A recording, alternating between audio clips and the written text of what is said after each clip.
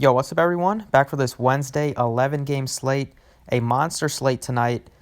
Biggest slate that we've had in a while, maybe all year. Yesterday, we posted the updated core on Twitter here with the Damian Lillard news and with the Pelicans news. Went Simons, McCollum, Ingram, Hayes, Draymond, Whiteside, and then Fanduel. Pretty similar except LeBron in there. So let's keep it going today. We have 11 games, like I said. You can like the video down below and subscribe if you haven't already. Let's try to get 150 likes on it. And if you want to join, you can check out the website. Links in description. So here, starting off at point guard, we have some of the same guys up top. James Harden. Price tag is down under 12K. He is going into Denver. It's always a tough place to play, but he's been amazing as of late, taking a ton of shots. Definitely has upside to pay off the salary. Luka is 10-4. His price tag is where it should be. He's just amazing. Last time out was pretty much a lock at just 9,800. Price tag here 10-4 is another really good spot against Golden State. The only thing you can say is that maybe this game does turn into a blowout. But 10-4 for Luka, at least he's not under 10K, which would be a crime for him. Westbrook is at 86. We'll see how many people go back to him after he had a big-time game, had a triple-double, took 26 shots. So even though he's not hitting his shots, last time out he got the job done with rebounds and assists. Crazy that he had 13 rebounds and Capella had like 20. So, 33 rebounds coming from just two guys. I think Kemba's pretty nicely priced at 82. But I'm going to go back to Dinwiddie. I kind of like some options here, like Jamal Murray, 75. Price tag is up there for Murray, but Dinwiddie I think is appealing, still at 7,200. We'll see how many people jump off after a $1,200 price increase, but I still think Dinwiddie can get the job done. Really, really good matchup against Charlotte. They play no defense. The Nets really play no defense. Should be a lot of scoring. Rozier is not a great defender. Dinwiddie just benefits so much without Irving. The entire team does, just because Irving really dominates the usage. Dinwiddie's going to be the highest usage guy on the team right now without Irving, and he racks up assists. He scores, probably going to score 20-plus points. Chance for a double-double with assists, and he's going to play good minutes. Last time it was a blowout, and he still saw 33 minutes. So, in close games, I would think he will play like 33 to 36. And anything more than that is just icing on the cake. So, still like Dinwiddie. Still think he can pay off this salary. At shooting guard, I'm going to go on the other side of that game. I really like Devontae Graham here, 6,700. Price tag is appealing. I also think Zach LaVine is a nice play at 68. That price tag on LaVine is nice. But Graham at only 6,700, I like. Price tag is down on him, down $200. Ever since he's jumped into the starting lineup, he's been productive. It was a big-time blowout last time against Toronto, so he only saw 26 minutes, the lowest minutes total he's played all year, which is saying something. Before that, he was playing 36, 38, 34 minutes. Been super productive. He's kind of been the point guard when he's out there. Now that he's starting, he's had 4 10-plus assist games already throughout the year. Just an explosive player, great shooter, distributes. Matchup is amazing against Brooklyn. Like I said, should be a high total game. I could see Devontae Graham pop off here. He also has posted 50-plus numerous times. And at this price tag, anything over 40 would be great. So I think Graham makes for a nice play. You can play him at point guard or at shooting guard. At small forward here, I think Jimmy Butler is fine at 7,700. If you're going cheaper, maybe Gordon if Isaac's out again. Probably go back to Draymond. That's just 6,000. Price tag is still just really cheap for him. He's gonna benefit a little bit more with the usage without D'Angelo Russell. He's basically the point guard. He has a point guard designation on Draftkings. He's starting at point guard, so he's gonna benefit with the assists. He's always been good at getting rebounds, and can probably flirt with a triple double. He's going to in most games, as long as he doesn't completely suck shooting the basketball. At just 6,000, he definitely has the upside to really pay off his salary. He's definitely going to have some games where he just disappoints just because he's playing on a bad team, and when they get blown out, then he's not going to get the minutes.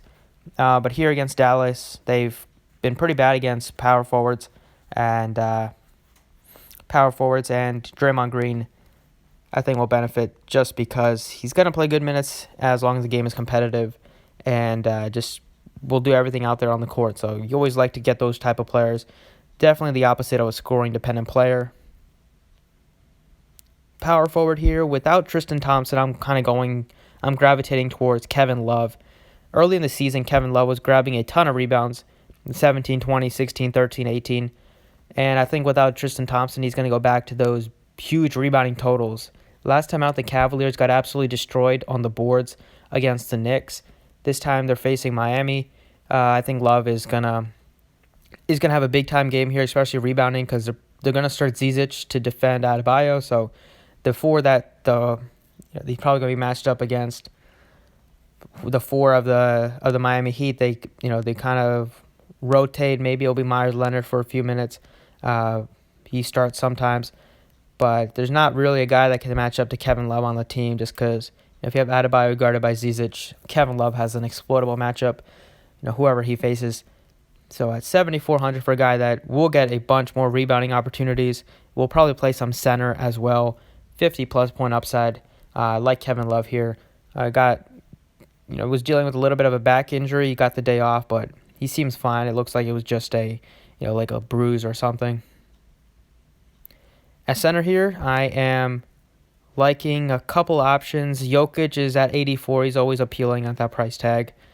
Adebayo, Gobert, Capella. I love all four of these guys, especially Capella at 7,900. The cheapest out of that group. He's been absolutely balling as of late. He's top 50 a bunch of times. 3 out of his last 5 games. Other games he's top 40 plus. Came right back from a head injury and put up 22 and 20. 4 straight 20-plus rebounding games. He is an absolute monster at rebounding the ball. Great at blocking shots, too, averaging over 2 block shots per game. Centers have done fine against Denver, even though this is on the road. There's no chance that this game goes small, so that's always a good sign for Capella. As long as he stays out of foul trouble, we'll get minutes. They're going to need him to defend Plumlee and defend Jokic. So 79, he's still priced really cheap for how well he's playing, and they don't hesitate at all. He played 35 minutes in a blowout. In close games, I think this game can be close. He can play upwards of 36 to 38 minutes, so that's really appealing for Capella. And then at util, going with Zizic, just because anytime you get a cheap center starting, who's probably going to play close to 30 minutes, as long as they're not terrible. Zizic is not the best fantasy player, but at this price tag, I think he can maybe get close to a double-double. And if he does happen to get a double-double, that's more than paying off a $3,400 salary. Can also get maybe a block or 2 or a steal. Just if you play 30 minutes, chance that you can run into some of those peripheral stats. So as of now, I think he's one of the better values on the slate. All right, let's switch on over to Fanduel.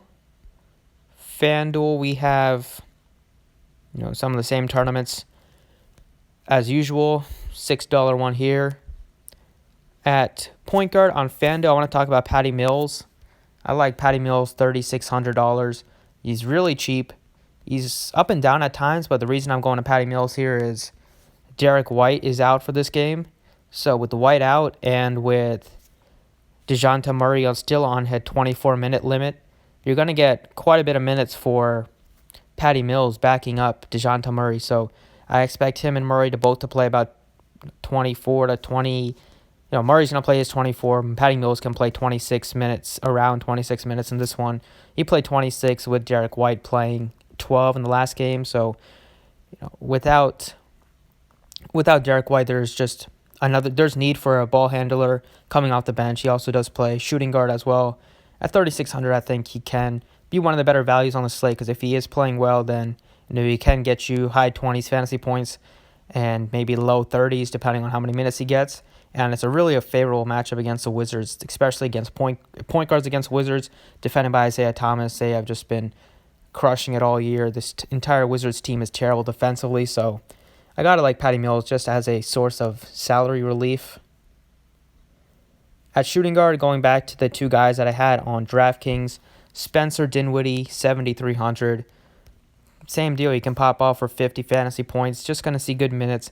Really good matchup against Charlotte. Same things I talked about on Draftkings. And then I just have a feeling about Devontae Graham today. I think he's going to have a big game. Really good matchup. Like I said, last time was kind of an outlier. Only played 26 minutes. It was a blowout. Really good matchup. Really good team to go up against. A bad defense, especially to guards. Guarded by Garrett Temple, Dinwiddie. So expecting a lot of points scored in this one. Especially I like these two guys that are going to be catalysts for their offense. They're not only going to score, they not only have a great chance to lead their respective teams in scoring, but also in assists, which is always good. Small forward here, Giannis sticks out 12-1. Just really, really good matchup against the Hawks. I mean, they are loaded with a lot of young guys. Try asking DeAndre Hunter to defend Giannis or Jabari Parker. He's dealing with a shoulder injury, so he might not even play. If that's the case, then they're going to be in for a long night. Giannis will be able to do whatever he wants to this young team. I expect Giannis at 12-1 to top the slate in fantasy scoring. If we get the word early that Kawhi Leonard is going to miss, then no problem going down to Paul George and saving about $4,000. But until we know that, that's going to be kind of tough. The reason I do think you can go George either way is his minutes are going to go up. So he played 29 minutes. I expect him to play around 30 plus in this one. The only thing you got to wait and see is how he and Kawhi Leonard play together. But I think still on FanDuel, 83 is still cheap enough where, when he got Tobias Harris, Jaylen Brown, just about $1,000 cheaper than him, might as well go up to Paul George. So Paul George is somebody to keep an eye on. And then at power forward, still liking Kevin Love just because going to get a bunch of extra rebounding opportunities without Tristan Thompson. Expecting 40-plus fantasy points in this one. And good matchup here because he does play power forward. And so we will most likely avoid being defended by Bam Adebayo.